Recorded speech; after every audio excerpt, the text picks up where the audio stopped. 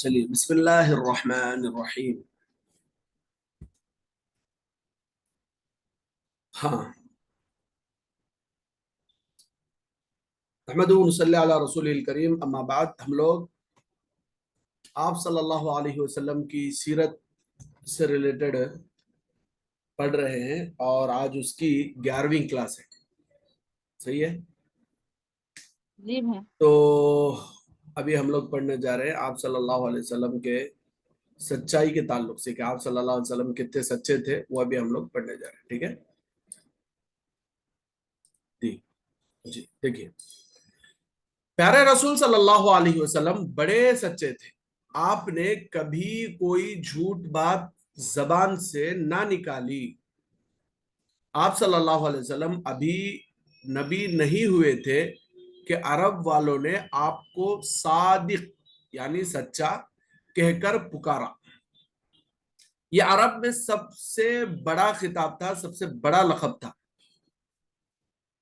یعنی آپ صلی اللہ علیہ وسلم اتنے سچے تھے کہ عرب والے آپ کو ٹائٹل دیے تھے کہ آپ سچے ہیں بول کر، صادق بول کر آپ کو ٹائٹل دیے تھے. جی جب آپ صلی اللہ علیہ وسلم نبی ہوئے اور اسلام پھیلانا شروع کیا تو بہت سے لوگ آپ صلی اللہ علیہ وسلم کے دشمن ہو گئے.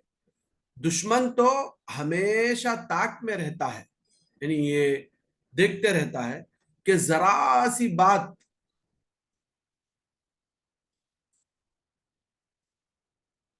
پا جاتا، طاق میں رہتا ہے کہ ذرا سی بات پا جاتا ہے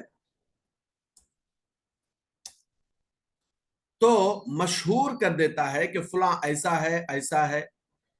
کوئی بات نہ ملے تو اپنی طرف سے جھوٹ گھڑ کر کہہ دیتا ہے، یعنی اپنی طرف سے ایک جھوٹ بنا کر بول دیتا ہے. لیکن نبی صلی اللہ علیہ وسلم کے کٹر سے کٹر دشمن نے بھی آپ صلی اللہ علیہ وسلم کو کبھی جھوٹا نہیں کہا. وہ آپ کو طرح طرح سے کوستے تھے. توبہ توبہ، آپ صلی اللہ علیہ وسلم کو مجنون یعنی پاگل کہتے تھے، نعوذ باللہ. اور شاعر یعنی اس کو ہم لوگ اپنی زبان میں کبھی کہتے، تیلگو میں وہ کہتے تھے، انگلش میں جسے پوئٹ کہتے وہ کہتے تھے.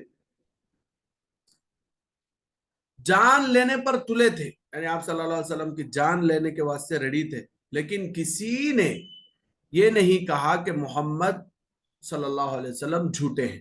کسی نے یہ نہیں کہا. آپ صلی اللہ علیہ وسلم کا سب سے بڑا دشمن ابو جہل تھا. وہ کہا کرتا تھا کہ اے محمد، میں تم کو جھوٹا نہیں کہتا. آپ کا کٹر دشمن بھی کیا بولتا تھا کہ محمد میں تم کو جھوٹا نہیں کہتا، ہاں تم جو یہ کہتے ہو اس کو میں ٹھیک نہیں سمجھتا. تمہیں یہ جو ایک اللہ ہے یہ سب جو بول رہے نا، میں اسے جھوٹ بول کو تو نہیں بولتا، بس اتنا ہے کہ میں اسے صحیح سمجھتا نہیں، اسے ٹھیک میں سمجھتا نہیں. ٹھیک ہے، یہ آپ صلی اللہ علیہ وسلم کا سب سے کٹر دشمن ابو جہل بولتا تھا. آپ اندازہ لگا سکتے ہیں کہ آپ صلی اللہ علیہ وسلم کتنے زیادہ سچے تھے. اس کا مطلب اسلام کے بنیادی عقیدوں سے تھا جو قرآن پیش کر رہا تھا. یعنی اسلام کے جو بنیادی عقیدے تھے کہ اللہ ایک ہے، آخرت ہے، جنت جہنم ہے، یہ سب چیزیں جو اللہ کے نبی صلی اللہ علیہ وسلم اور قرآن جس کو پیش کرتا تھا، اس کے بارے میں ابو جہل کہتا تھا کہ یہ جتنی باتیں آپ کہتے ہیں نا، اسے میں جھوٹ تو نہیں بولتا، لیکن اتنی بات ہے کہ میں اسے صحیح نہیں سمجھتا، میں اسے ٹھیک نہیں سمجھتا بول کے بولتا تھا. بدر کی لڑائی میں جب مسلمانوں کا مقابلہ مکے کے کافروں سے ہوا تو قریشی لشکر میں سے ایک سردار ابو البختری نے حضور صلی اللہ علیہ وسلم کی طرف سے اشارہ کر کے ابو جہل سے پوچھا، سچ بتا. حضور صلی اللہ علیہ وسلم کی طرف اشارہ کر کے ابو البختری پوچھ رہا کہ سچ بتا، یہ شخص کیسا ہے. حضور صلی اللہ علیہ وسلم کی طرف اشارہ کر کے ابو جہل سے پوچھ رہا ہے بندہ کہ یہ شخص یعنی محمد کیسا ہے. ابو جہل نے جواب دیا، بڑا ہی سچا ہے. یہ جواب سن کر ابو البختری نے کہا، تو پھر مسلمان کیوں نہیں ہو جاتا اور مسلمانوں سے کیوں لڑتا ہے؟ جواب دیا یہ نہیں ہو سکتا کہ میں بلال جیسے غلاموں کے ساتھ بیٹھوں. حضرت بلال رضی اللہ تعالیٰ عنہ غلام تھے اور اس زمانے میں غلاموں کو بڑا ہی ذلیل سمجھا جاتا تھا. یعنی ابو جہل کو جب وہ شخص ابو البختری نے پوچھا کہ یہ شخص کیسا ہے تو اس نے کہا کہ بڑا سچا آدمی ہے. تو اس نے کہا کہ جب محمد صلی اللہ علیہ وسلم سچا آدمی ہے تو پھر اس کی بات مان لینے میں آپ کو کیا پریشانی ہے, کیا دقت ہے؟ تو ابو جہل نے جو ریزن بتایا وہ ریزن یہ تھا کہ اسلام میں برابری ہے. اسلام میں غلام کو الگ, مالدار کو الگ, آقا کو الگ, گورے کو الگ, کالے کو الگ, سٹی والے کو الگ, خریے والے کو الگ ٹریٹمنٹ نہیں, بلکہ اسلام میں سب کو برابری کا حق ہے. تو اگر میں مسلمان بنا تو جو بلال نامی غلام ہے اس کے برابر مجھے بیٹھنا پڑتا, جو کہ مجھے پسند نہیں ہے. یعنی صرف گھمنڈ کی وجہ سے, صرف اپنے آپ کو بڑا دکھانے کی وجہ, دکھانے کے لیے یہ جو بندہ تھا ابو جہل اسلام قبول نہیں کرتا تھا. ابو جہل کے بعد ابو سفیان کا نمبر تھا. یہ ایک بار روم کے بادشاہ ہرقل کے دربار میں گئے. اس نے ابو سفیان سے حضور صلی اللہ علیہ وسلم کے متعلق چند سوالات کیے. ایک سوال یہ پوچھا, تمہارے یہاں جو شخص اپنے کو نبی کہتا ہے کیا اس نے کبھی جھوٹ بھی بولا؟ ابو سفیان نے جواب دیا کہ نہیں. ابو سفیان کا کیا جواب تھا؟ نہیں, محمد جھوٹا نہیں ہے, محمد صلی اللہ علیہ وسلم جو ہے وہ جھوٹے نہیں ہیں. یہ سنا تو بادشاہ نے کہا مجھے یقین ہے کہ اگر وہ شخص یعنی محمد خدا پر جھوٹ بولتا تو آدمیوں سے جھوٹ بولنے میں نہ چوکتا. سچ مچ بڑے سچے تھے ہمارے محمد صلی اللہ علیہ وسلم. تو روم کا بادشاہ کیا بولا یہ بات سننے کے بعد؟ جو بندہ اب لوگوں کے بارے میں جھوٹ نہیں بول رہا تو ایسا بندہ اللہ کے بارے میں جھوٹ کیسا بولتا؟ اگر انہیں اللہ کے بارے میں جھوٹ بولتا تو لوگوں کے بارے میں بھی جھوٹ بولتا تھا کمپلسری. جب انہیں لوگوں کے بارے میں جھوٹ نہیں بول رہا تو اس کا مطلب یہ ہے کہ انہیں جو اللہ کے بارے میں بول رہا وہ بھی جھوٹ نہیں ہے, بلکہ یہ روم کے بادشاہ کی بات تھی. تو یہ آپ صلی اللہ علیہ وسلم کی سچائی تھی. تو ہمارے نبی صلی اللہ علیہ وسلم نے ہمیں جو سبق سکھایا ہے وہ یہی ہے کہ ہم ہمیشہ سچ بولے, جھوٹ سے اپنے آپ کو بہت دور رکھیں. ماں باپ اپنے بچوں کو جو سب سے بنیادی چیزیں سکھانا ہے ان میں سے سب سے بنیادی اور اہم چیز یہ ہے کہ بچوں کو سکھایا جائے کہ بیٹا ہر حال میں سچ بولو, جھوٹ مت بولو. یہ اسلام کا سب سے بڑا میسج ہے. اس کو اگر ہم لوگ اپنے زندگی میں لاگو کر لیں گے تو انشاءاللہ بہت سارے پرابلم سے خود بخود ہم لوگ باہر پڑ جائیں گے. چلیے آگے کی ٹاپک ہے امانت داری. پیارے رسول صلی اللہ علیہ وسلم بڑے ہی امانت دار تھے. جو لوگ آپ کو روپیہ, پیسہ یا سامان رکھنے کو دیتے تو آپ صلی اللہ علیہ وسلم اس سامان یا روپیے کو بڑی دیکھ بھال کے ساتھ رکھتے. امانت دار کسے بولتے بولے تو کیا تو بھی بات, کیا تو بھی چیز تمہارے پاس کو تو بھی رکھے تو اسے سیف رکھنا, اسے خرچہ کرنا نہیں, اسے گمانا نہیں, اسے دوسروں کے سامنے شیئر کرنا نہیں. ٹھیک ہے, تو آپ صلی اللہ علیہ وسلم بڑے امانت دار تھے. اسے اپنے کام میں نہ لاتے. آپ صلی اللہ علیہ وسلم کے پاس کون تو بھی کیا تو پیسے کیا تو بھی رکھے تو اسے یوز کرتے نہیں تھے. ٹھیک ہے, اور نہ اس میں کمی کرتے. جو لوگ باہر جاتے تو اپنی چیزیں معمول سے اس وقت عادت کیا تھی بولے تو لوگاں کا تو بھی باہر گئے تو اب آج کل کیا بینک ہے, گھر میں بیروے ہیں, وہ زمانے میں ایسے کیا بھی نہیں تھا. تو لوگ باہر جاتے تو اپنی چیزیں آپ صلی اللہ علیہ وسلم کے سپرد کر کے یعنی آپ کو ہینڈ اوور کر کے جاتے, اور جب آتے ویسی کی ویسی لے لیتے. یعنی آپ صلی اللہ علیہ وسلم انہوں کیسا دیے تھے کہ سیم ویسا ان کو ریٹرن کرتے تھے. حضور صلی اللہ علیہ وسلم کی امانت داری اتنی مشہور اور اتنی فیمس ہو گئی کہ نبی ہونے سے پہلے ہی لوگ آپ کو امین کہنے لگے. آپ صلی اللہ علیہ وسلم کو لوگ کیا بولتے تھے؟ امین. امین بولے تو امانت دار بولے, یعنی بہت بڑا امانت دار. جو لوگ آپ کی جان کے دشمن تھے وہ بھی آپ صلی اللہ علیہ وسلم کو بڑا ہی امانت دار سمجھتے تھے. جب آپ صلی اللہ علیہ وسلم مکے سے مدینہ ہجرت فرمانے لگے تو بہت سے کافروں کی امانتیں آپ صلی اللہ علیہ وسلم کے پاس تھیں. چلتے وقت وہ سب حضرت علی رضی اللہ تعالیٰ عنہ کو دی اور بتا دیا کہ کس کس کی امانت ہے تاکہ وہ ان کو دے دیں. آپ صلی اللہ علیہ وسلم جب مکے سے مدینہ گئے تو اس وقت بہت سارے کافروں کی امانتیں آپ کے پاس تھی. آپ صلی اللہ علیہ وسلم اور حضرت علی رضی اللہ تعالیٰ عنہ کو ہینڈ اوور کر کے گئے کہ کس کس کی کون سی امانت ہے اور کس کس کو دینا ہے. پیارے نبی صلی اللہ علیہ وسلم نے ایک حدیث میں فرمایا کہ جو آدمی یہ چاہتا ہے کہ اللہ اور رسول اس سے محبت کرے، اسے چاہیے کہ جب بات کرے تو سچ بولے اور اس کے پاس امانت رکھی جائے تو دیکھ بھال کر کے واپس کر دے. یہ اللہ کے نبی صلی اللہ علیہ وسلم کی حدیث ہے. مسلمان کی سب سے بڑی نشانی اور مسلمان جو چاہتا ہے کہ اللہ اس کے رسول سے وہ قریب ہو تو اس کے لیے دو کام کرنا ہے: سچ بولنا ہے، امانت کی حفاظت کرنا ہے. پیارے نبی صلی اللہ علیہ وسلم نے یہ بھی فرمایا کہ امانت میں گڑبڑ کرنے والا منافق ہوتا ہے. منافق بولے تو اوپر سے مسلمان اندر سے کافر، یعنی وہ زبان سے چاہے اپنے کو مسلمان کہے لیکن وہ حقیقت میں سچا مسلمان نہیں رہتا. اللہ اکبر، اللہ ہماری حفاظت. تیسری ٹاپک دیکھیے، وعدے کے سچے. آپ صلی اللہ علیہ وسلم وعدے کے بڑے سچے تھے. پیارے نبی صلی اللہ علیہ وسلم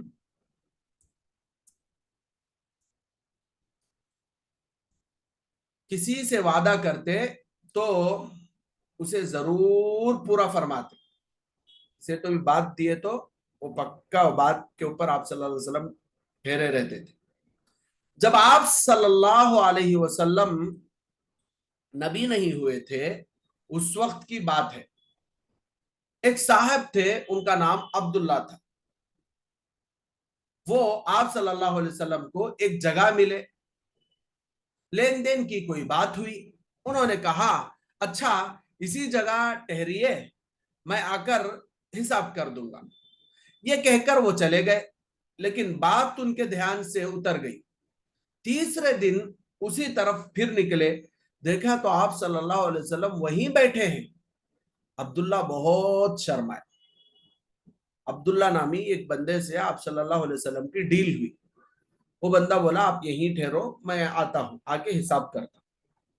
تو آپ صلی اللہ علیہ وسلم بات کے اتنے پکے تھے، وعدے کے اتنے سچے تھے کہ آپ صلی اللہ علیہ وسلم 3 دن ہوا تو بھی وہ جگہ چھوڑ کو گئے نہیں. وہ بندے کے واسطے انتظار کر لیتے، بیٹھ گئے. 3 دن کے بعد وہ بندہ اچانک وہ راستے کو آیا تو آپ صلی اللہ علیہ وسلم کو دیکھ کر بہت شرمندہ. جی، پیارے نبی صلی اللہ علیہ وسلم کے پیارے نبی صلی اللہ علیہ وسلم وعدے کے ایسے سچے تھے کہ آپ کے دشمن بھی آپ کی آپ صلی